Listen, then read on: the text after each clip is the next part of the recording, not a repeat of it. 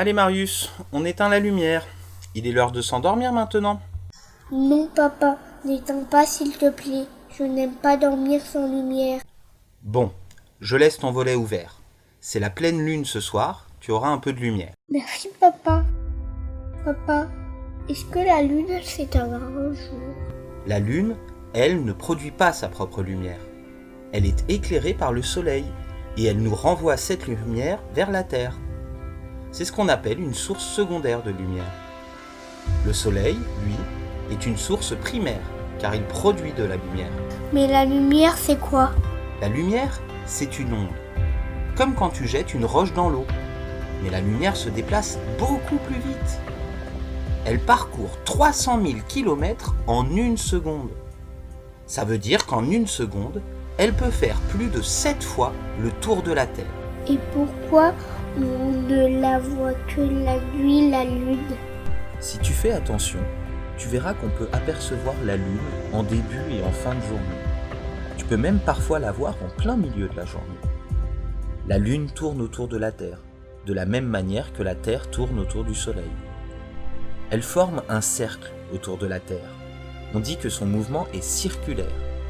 Sa vitesse est constante. Son mouvement est uniforme. Et papa, on peut y aller sur la lune? C'est un long voyage, mais oui, il est possible de s'y rendre.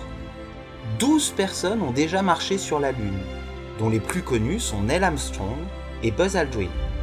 Ils ont été les premiers à fouler le sol lunaire au cours de la mission Apollo 11, le 21 juillet 1969. Et du coup, si on y va, on pourrait voir qu'on tourne autour de la Terre? Non, si tu es sur la Lune, tu ne verrais pas la Terre se déplacer dans le ciel lunaire. Tu verrais une sphère bleue fixe qui tourne sur elle-même. C'est bizarre. Oui, c'est ce qu'on appelle la relativité du mouvement. En fait, les mouvements que tu observes dépendent de l'endroit où tu te trouves. Le cas de la Lune est particulier, car elle tourne sur elle-même exactement à la même vitesse qu'elle tourne autour de la Terre. C'est pour cela qu'elle nous montre toujours la même face. L'autre face est appelée la face cachée de la Lune, car on ne peut pas l'observer depuis la Terre. Et il se passerait quoi si elle n'était pas là, la Lune? La Lune est responsable de nombreux phénomènes que l'on observe sur la Terre.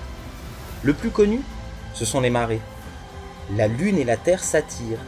Elles exercent une force l'une sur l'autre, de même direction, de même valeur, mais de sens opposés. On appelle ces forces des forces de gravitation. Mais si la Terre attire la Lune et que la Lune attire la Terre, pourquoi la Lune ne tombe pas sur la Terre? La Lune tombe sur la Terre.